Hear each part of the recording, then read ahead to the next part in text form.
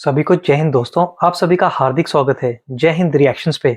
आशा करता हूँ कि आप सभी लोग बहुत अच्छे होंगे। तो आज हम आपके लिए एक लेटेस्ट और एक बहुत ही इंपॉर्टेंट वीडियो लेकर आए जिसमें आप देखेंगे मशहूर पत्रकार आरजू काज़मी जी को, जिनके स्पेशल गेस्ट होंगे भारत के पूर्व आईएएस और जबरदस्त जियोपॉलिटिकल एक्सपर्ट संजय दीक्षित जी, जो कि बात करेंगे भारत के रिश्ते अपने पड़ोसियों के साथ। तो ये वीडियो काफी इंटरेस्टिंग होगी, आपको बहुत कुछ जानने को मिलेगा। तो इसे अंत तक देखें और चैनल पे नहीं है तो चैनल को सब्सक्राइब कर दें ताकि हम आपके इस लेटेस्ट नॉलेजेबल और मजेदार वीडियोस लाते रहें। तो चलिए पहले ये वीडियो देखते हैं और अंत में इसके बारे में बात करेंगे। जय हिंद, जय भारत। आते जी आपके जाने पहचाने हंसते मुस्कुराते संजय दीक्षित जी, बहुत शुक्रिया सर क्या जा पाए। Thank you so much. नमस्ते नमस्ते नमस्ते सर बांग्लादेश की तो हम बात करेंगे ही, लेकिन उससे भी पहले जो बात हम करेंगे वो ये कि आप लोगों ने सर आपके आर्मी चीफ के ऑफिस से वो फोटो हटा दी है जो आप लोग हमें दिखा दिखा के चिढ़ाया करते थे कि वो साइन हो रहा है, सरेंडर कर रहे हैं, वो सिग्नेचर्स वगैरह। ये क्या है सर? डर गए क्या? डर गए, घबरा गए आप लोग? मुझे लगता ये है सब आप लोगों की टूल किट है, वो जिसको बोलते हैं टूल किट मिस इन्फॉर्मेशन, उसको वहां से लगा के एक नया बना है मानेकशॉ सेंटर। मानेकशॉ को तो जानते होंगे, आप लोगों को डर लगता होगा मानेकशॉ के नाम से। वैसे भी तो फील्ड मार्शल मानेकशॉ के नाम से दिल्ली कैंट में एक बहुत बड़ा सेंटर बना है, उसका नाम है मानेकशॉ सेंटर। तो उसको जो आर्मी हेडक्वार्टर है, अच्छा हमारा आर्मी हेडक्वार्टर आपकी तरह थोड़ी है जीएचक्यू टाइप का। हमारा आर्मी हेडक्वार्टर तो वो सेना भवन है, छोटा सा, वो आपके जो लुटियंस दिल्ली का जो ऑफिस एरिया है उसके अंदर। तो उस छोटे से सेना भवन से हटा के वो ग्रैंड मानेकशॉ सेंटर में उसको लगाया गया है। लेकिन सर हटाने की क्या रीजन बनी हटाने? जी जी जी जी जी। मानेकशॉ सेंटर में पब्लिक का आना जाना होता है, तो अभी तो पब्लिक को दिखाना है ना, पब्लिक देखेगी तभी तो आप लोगों को चढ़ाएंगे, ऐसे तो कैसे चढ़ाएंगे। अब वहां अगर आर्मी चीफ के उसमें पीछे लगा हुआ है तो आर्मी चीफ के यहाँ कितने लोग जा सकते हैं? Now it is now there it's for the public in the grand Manekshaw centre. Manekshaw का भी नाम लीजिए जो भी जाते हैं, और उसको भी देखिए। Public can go and have a visit, तो उसका तो और ऑनर और बढ़ाया गया है। लेकिन लोगों को लगता है कि साहब कि नहीं साहब ऐसा हो गया वैसा हो गया। खैर कोई बात नहीं, जिसको कहते हैं ना कि दिल के बहलाने को गालिब ख्याल, ये भी अच्छा है। बिल्कुल ऐसे ही सर, हम तो यही समझ रहे हैं कि आप हमसे डर गए, घबरा गए, तो आपने हटा दिया है। लेकिन सर बात बंगला, अब ये देखिए, अभी आप ये बातें करेंगे तो फिर हमें वो सोचना पड़ेगा कि यार वो नियाजी साहब जो थे, वो आपने 1971 वॉर हिस्ट्री पढ़ी है कि नहीं पढ़ी? पढ़िए पढ़िए सर। अब आप लोगों ने इतना चिढ़ा दिया है, इतना पाकिस्तानियों को चिढ़ा दिया है कि हम पढ़ने लग गए हैं सर। अब नियाजी साहब जो थे उनके पास पूरी एक ब्रिगेड पड़ी हुई थी ढाका में, और हमारे एक बटालियन ने जाके उनको सरेंडर करा दिया। तो अब कौन किससे घबरा गया, आप सोचिए। नहीं सर, आप आजकल की बात कर रही हूँ ना, कि आजकल आप, मुझे लगता है घबरा गए जब आपने फोटो निकाल दिया। अब ये और बातें कि आप कहें जी कहीं और लगा दिए। हम तो जबरदस्त घबराए हुए हैं कि आज साहब मियाँ शहबाज शरीफ जो हैं वो मियाँ यूनुस से मीटिंग कर रहे हैं, और वो भी कहाँ, इजिप्ट में। और उस मीटिंग में बड़ा जबरदस्त पता नहीं क्या क्या जो है वो प्लान्स हैच करेंगे भारत के विरुद्ध। हाँ सर, वो 2 दिन के विजिट पे आज ही गए, 2 दिन के विजिट पे अभी आ रहा था, 2 दिन के विजिट पे गए सर। वो कोई समिट है जो अटेंड करने गए सर, उनसे मिलने के लिए नहीं गए, समिट अटेंड करने गए। हाँ मीटिंग हो रही है ना उनकी। लेकिन एक बात बस ये है कि भाई शहबाज शरीफ तो डीप स्टेट ने क्रिएट किया उनको, अमेरिकन डीप स्टेट ने। अमेरिकन डीप स्टेट जो है उसमें चेंज होने वाला है। जिस दिन ट्रंप आएंगे उस दिन इमरान खान वापस आपके सर पे। सर लगता नहीं इमरान खान वापस सर पे आएंगे। फिलहाल इमरान खान के चांसेस नहीं लग रहे, मगर ये कि बिलावल भुट्टो के चांसेस हम काफी लाएंगे ब्राइट इमरान हैं। खान को। आप क्या, आप जो है यूनुस को जो है हमारे खिलाफ भड़काएंगी, तो हम इमरान खान को लाएंगे आपके सर पे और कहेंगे कि देखो एंजॉय इमरान खान। सर कुछ शुभ शुभ बोलने, साल का एंड जा रहा है, नहीं पता साहब, नहीं कौन सी बात आपकी सही हो जाए।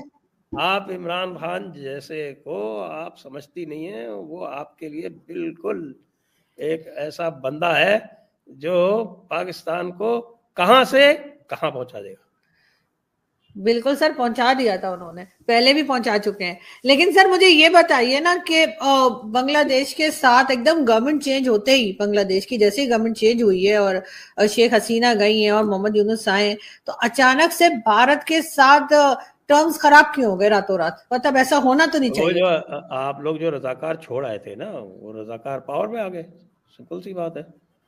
सर सिर्फ एक लेडी तो ने उसे कंट्रोल करके रखा हुआ था।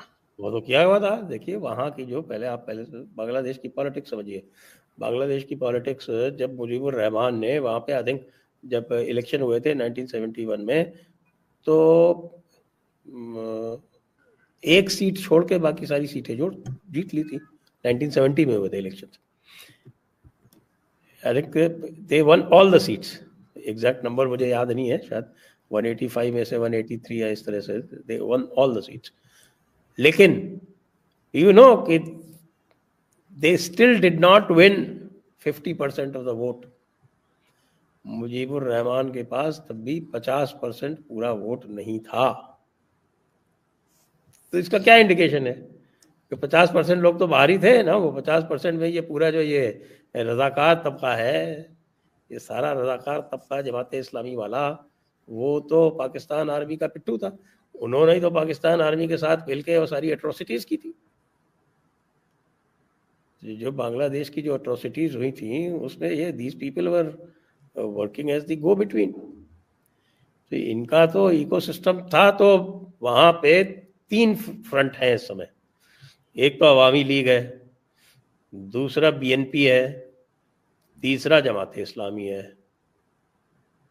अब अवामी लीग जो है, इनके तीनों के रफली, अगर आप वहाँ का जो मेरी जो स्टडी है वो ये कहती है कि about 40% people are with the Awami League, including Hindus. Hindu support Awami League. Hindus are about 8 to 10% है वहाँ पे, और क्रिश्चियंस वगैरह जितने भी माइनॉरिटीज़ हैं वो सब मिला के वो दे सपोर्ट अवामी लीग। तो about 40% people they support Awami League, about 30% are with Jamaat Islami, और अबाउट बिल्कुल 20-25% जो है दे आर विद बीएनपी। तो अभी तक अच्छा, बीएनपी का क्या है कि बीएनपी कभी जमात इस्लामी के साथ चलती है, कभी उसके खिलाफ चलती है। हम्म। कभी कभी जमात इस्लामी के साथ चलती है, पावर में आ जाती है, उसके बाद जमात इस्लामी से उसका झगड़ा हो जाता है। ये इस तरह से ये चलता रहा है। तो जब हसीना पावर में आई, जब भी वो पावर में आती है, तो she puts down these radical elements, specially Jamaat Islami. Jamaat Islami के साथ उनका एक जाती भी आप कह सकते हैं कि हिसाब किताब है। तो that is why she banned Jamaat Islami. Jamaat Islami को बैन करके, और उनके जो बड़े लीडर्स थे जिन्होंने, और उनके खिलाफ है वो केसेस 1971 में जो उन्होंने काम किए थे पाकिस्तान आर्मी के साथ मिलके, उसके लिए पता नहीं कितनों को तो फांसी पे लटका दिया। They deserved it. बल्कि मैं तो काफ़ी कुछ कहता हूँ। I have this issue with Mrs Indira Gandhi कि भाई बहुत सारे जर्नैल जो थे Pakistani, they should have been tried in a military court. उनको बांग्लादेश को हैंड ओवर करना चाहिए था, लेकिन शी वाज टू जेनरस। वो पता नहीं क्या लेकिन भुट्टो सर जो हिंदू फैमिलीज के साहब। साथ जो कुछ हो रहा है सर, हिंदू कम्युनिटी के साथ जो हो रहा है उसके ऊपर आप क्या कहेंगे कि उसमें भारत को कोई रोल प्ले करना चाहिए कि ये सब ना हो, उनके साथ जो जुल्म हो रहा है? भारत को तो रोल प्ले करना ही चाहिए, और भारत अभी डिप्लोमेटिक लेवल पे कर रहा है। और जो एक वो लियाकत नेहरू पैक्ट हुआ करता था 1950 का, that pact is still good in the sense कि वो पैक्ट जो है वो आज भी दोनों के बीच में कायम है, और as a successor state of Pakistan Bangladesh के ऊपर भी वो बाइंडिंग है। तो we can take action even under that act, ऐसी बात नहीं है। और बांग्लादेश वैसे भी आप ये देखिए कि भारत ने तो हमेशा बांग्लादेश के साथ कभी कोई ऐसा काम तो किया नहीं। बांग्लादेश की सारी जितनी भी डीलिंग्स है वो भारत के साथ है। उसका 4,200 मेरे ख्याल से 4,346 किलोमीटर का करीब बॉर्डर है, जिसमें 270 किलोमीटर म्यांमार के साथ में और 4076 किलोमीटर इंडिया के साथ में। इसके अलावा तीसरा कोई कंट्री नहीं है जिसके साथ उसका बॉर्डर हो। और ऐसा साउथ एशिया में भी ऐसा कोई कंट्री नहीं है, इंडियन सब कॉन्टिनेंट में और कोई भी ऐसा कंट्री नहीं है। इवन नेपाल के पास ऑप्शंस है। इवन नेपाल हैज इस border with China, very long border. जितना भारत के साथ है उससे थोड़ा ही कम चाइना के साथ में है। श्रीलंका के साथ में भी ऐसा कोई इशू नहीं है क्योंकि वो तो वैसे भी एक आइलैंड है। तो ये एक यूनिक इशू है। Bangladesh is in that unique position जहाँ पे वो चारों तरफ से भारत से ही सराउंडेड है। सारे उसके जो ट्रेड है, सारी जो उसकी इंडस्ट्री, जो उसकी जो प्रिंसिपल इंडस्ट्री है, एक तो उसकी जो इकोनॉमी थी वो गड़बड़ इसलिए भी हो गई क्योंकि वो सिंगल पोनी इकोनॉमी, एक ही उसके पास प्रोडक्ट था, garments. It is not a diversified economy. और वो भी इसलिए चलता था कि वहाँ पे उन्होंने लेबर लॉज भी एग्जेम्प्ट कर दिए, जो वहाँ पे एक्सप्लॉयटेशन होता था वो भी एग्जेम्प्ट कर दिया।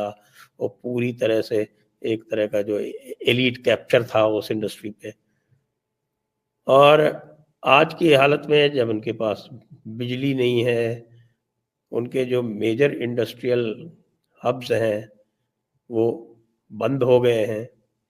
ढाका के पास जो उनका मेजर इंडस्ट्रियल हब है जहाँ पे गारमेंट बनती है, वहाँ का वो बंद हो गया है। अबाउट 60% कैपेसिटी इज डाउन, काम ही नहीं हो रहा। यार्न कहाँ से आता है? इंडिया से आता है यार्न। अब यार्न इंडिया से आ नहीं रहा है क्योंकि उन्होंने जो पेमेंट्स करने थे वो नहीं किए। यहाँ से सप्लाई हो गई है, कह रहे हैं हम इजिप्ट से करेंगे। वो इजिप्ट ये भी करने गया है कि हम इजिप्ट से यार्न लाएंगे। लाओ भाई, तुम इजिप्ट से यार्न बना के लाके और उसके बाद अगर कंपेटिटिव हो सकते हो तो हो जाओ। लेकिन इंडिया की भी जो बड़ी बड़ी चेन्स हैं टेक्सटाइल की, जैसे रेमंड्स है, बिरला ग्रुप की बहुत बड़ी चेन है, वो बांग्लादेश में मैन्युफैक्चर करती थी। They shifted out, come back to India. India में इन लोगों को, बांग्लादेश में इनका क्या था कि भाई कोई लेबर नहीं, कोई यूनियन नहीं, कोई कुछ नहीं, और पूरी तरह से आप लेबर को एक्सप्लॉइट कर सकते हो, लो वेजेस हैं, सब है। तो इसलिए से इनको आसान पड़ता था और केवल ये करना पड़ता था कि जो वहाँ का एलीट है उसके साथ में अपना ठीक ठाक से रखो और बाकी they will take care of everything. India में तो लेबर लॉ फॉलो करना पड़ता है, ट्रेड यूनियंस भी होती हैं यहाँ पे तो जो डेमोक्रेटिक गवर्नेंस की जो स्थिति है उसमें वो होती है। तो लेकिन यहाँ पे इन कारणों से आप अपनी इंडिपेंडेंट एग्जिस्टेंस मेंटेन कर सकते हैं। गवर्नमेंट चेंज का आपके ऊपर अंतर नहीं पड़ता, as long as you keep your labor satisfied, as long as your unions are in sync with you, it doesn't cause a problem. वहाँ से जो भी आपके साउथ ईस्ट एशियन जो मैन्युफैक्चरर्स थे जो आउटसोर्स करा के काम कराते थे वो भी इंडिया शिफ्ट हो गए। इंडिया के 4-5 सेंटर हैं बड़े जहां पर अब 25 से 30% तक हाइक हुई है। सूरत में हुई है, भीलवाड़ा में हुई है, भीलवाड़ा राजस्थान में है, तिरुपुर है तमिलनाडु में, वहाँ पे हुई है, भागलपुर है बिहार में, वहाँ पे हुई है, और उड़ीसा में एरियाज है यहाँ पे संबलपुर के आसपास, वहाँ पे they have seen a huge rise in demand। वो सारा का सारा यहाँ का इंडस्ट्री शिफ्ट करा दिया। अब तो बेवकूफ़ी इनकी ये है ना, अब इस चक्कर में इनकी जब इंडस्ट्री बंद हो गई, बिजली बंद हो गई, आपके पास अडानी से आप बिजली लेते हो, आपके पास बिजली का पैसा देने को नहीं है, तो बिजली का पैसा देने को जब अडानी कहता है तो फिर आप अपने डीप स्टेट वालों से कहते हो कि अडानी को फिंगर करो, वो अडानी को फिंगर करते हैं, तो उससे क्या होता है? कुछ नहीं होता।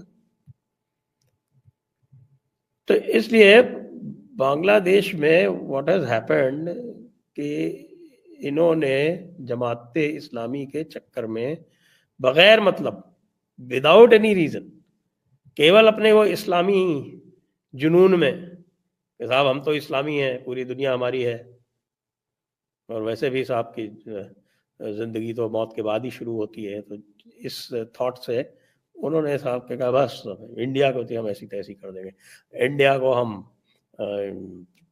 असम भी जीत लेंगे और हम बंगाल भी जीत लेंगे, और गज़वा हिंद, वही गज़वा हिंद वाली थिंकिंग है। सर वो तो हमने करनी है ना, वो बांग्लादेश ने थोड़ी करनी है। आप उनका, हमारा जो काम है वो उनको क्यों दे रहे हैं? वो कहते हैं कि पाकिस्तान तो हमने बनाया। बिल्कुल कहते हैं। जमाते इस्लामी वाले कहते हैं पाकिस्तान तो हमने बनाया है, असली पाकिस्तान तो हम है। हो सकता है अपना नाम बदल दें वो, फिर से ईस्ट पाकिस्तान वापस रख सकते हैं वो अपना नाम। Don't be surprise. दोस्तों आशा करता हूँ कि वीडियो को आपने अंत तक देखा होगा और हमेशा की तरह आरजू काजमी जी और संजय दीक्षित साहब का पूरा डिस्कशन आपको काफी पसंद आया होगा और इस वीडियो में आपको बहुत कुछ जानने को मिला होगा। तो ये वीडियो अगर आपको अच्छी लगी है इसे लाइक और शेयर जरूर कर दें और अपने विचार हमें कमेंट सेक्शन में लिखकर जरूर बताएं। तो चलिए फिर मिलेंगे ऐसी किसी इंटरेस्टिंग, दमदार और मजेदार वीडियो में। तब तक अपना ध्यान रखिए। जय हिंद, जय भारत।